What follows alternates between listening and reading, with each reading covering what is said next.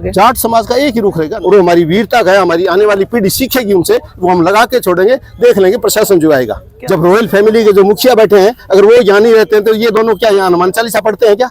ये national monument में आता है, ये राष्ट्रीय धरोहर है, ये झंडा जो है और ये जो मोती महल है, it is set aparted to continue to live the royal family in here. अथाह धन बेच के ये दोनों माँ बेटे विदेश भागना चाहते हैं। नमस्कार, पंजाब केसरी राजस्थान देख रहे हैं आप और आपके साथ हूं मैं सौरभ दुबे। भरतपुर मोती महल में रियासतकालीन झंडा विवाद अब काफ़ी ज़्यादा तूल पकड़ने लगा है। जगह जगह पर तमाम पंचायतें और प्रदर्शन हो रहे हैं। इस मुद्दे पर तफसील से बात करने के लिए आज हमारे साथ जुड़ रहे हैं जाट महासभा के अध्यक्ष राधे राम गोदारा जी।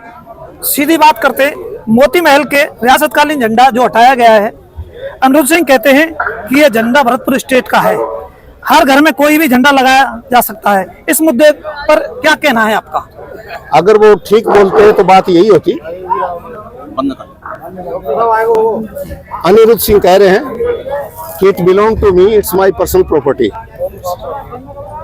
If Anirudh Singh doesn't accept that he is son of Maharaja Vishvendra Singh, then in what sense he is owner of the property? पहली बात। दूसरी बात, ये कह रहे हैं कि जो झंडा है, हमने झंडा लगाया है, ये पचरंगा है। पचरंगा तो आचार भी होता है, उसे कोई फर्क नहीं पड़ता। झंडा हमें केवल भरतपुर रियासत का चाहिए। और ये जो झंडा लगाया गया है, मैं जयपुर ही रहता हूँ, ये सवाई राज जयपुर का झंडा इसलिए लगाया गया है कि इन लोगों ने कोई सौदा कर लिया और पूरी जनता को धोखे में रखना चाहते हैं। ये झंडा हम कलेजे से रखते हैं, हम रात को नींद में पहचान जाते हैं कि झंडा ये हमारे वाला है, कौन सा है।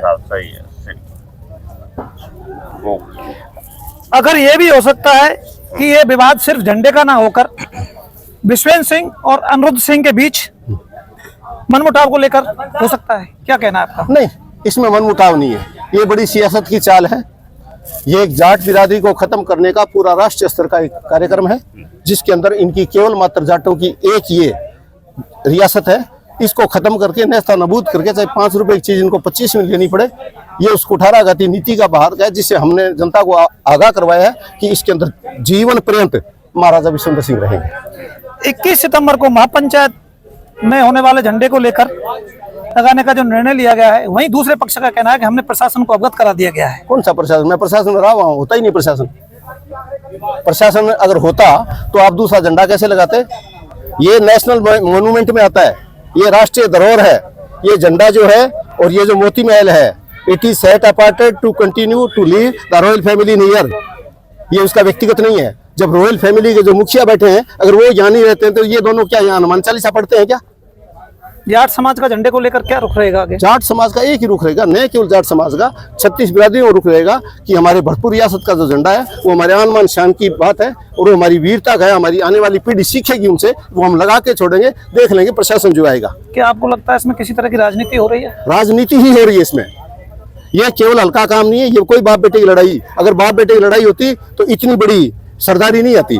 बाप तो हो सकता है मेरा बेटा मेरे से भी लड़े, ये बात बाप बेटे की नहीं है, ये बात है बाप बेटे की लड़ाई को दिखा के और अथाह धन बेच के ये दोनों माँ बेटे विदेश भागना चाहते हैं। ये बेशक विदेश भागे, हम हवाई जहाज की टिकट का पैसा हम दे देंगे, लेकिन हम बेच के नहीं जाने देंगे। आज महापंचायत का क्या निर्णय हुआ? निर्णय एक ही हुआ, 21 तारीख को किसी भी कीमत पे झंडा लगेगा और झंडा हम महाराजा खुद विश्वेंद्र सिंह महाराज साहब के हाथ से ही लगवाएंगे। ये हुआ। दूसरा, महाराजा साहब उस दिन के बाद 21 तारीख के बाद में ये निगोड़े फिगोड़े घूमते, इनका हमें कोई परवाह नहीं इनकी। महाराजा साहब ताज जीवन उसके अंदर रहेंगे और महाराजा साहब अंतिम सांस भी उसी मोती महल में लेंगे। भगवान करे 100 साल जिए महाराज। बहुत बहुत शुक्रिया राधे राम गोदारा जी, पंजाब केसरी राजस्थान से इस पूरे मुद्दे पर तफसील से बात करने के लिए। पंजाब केसरी राजस्थान भरतपुर के इस पूरे झंडा विवाद पर तमाम तरह के साक्षात्कार पेश कर रहा है, इंटरव्यू ले रहा है और तमाम तरह की जो प्रतिक्रिया है वो आप तक आपके समक्ष पेश करने का पूरा प्रयास कर रहा है। बस आपको पंजाब केसरी राजस्थान देखते रहना है और तमाम सारी ये जो प्रतिक्रियाएं आ रही हैं इस पर अपनी जो राय है वो कमेंट बॉक्स में ज़रूर बताना है और चैनल को सब्सक्राइब करना बिल्कुल नहीं भूलना है। बाकी देखते रहिए पंजाब केसरी राजस्थान। एक बार फिर से नमस्कार।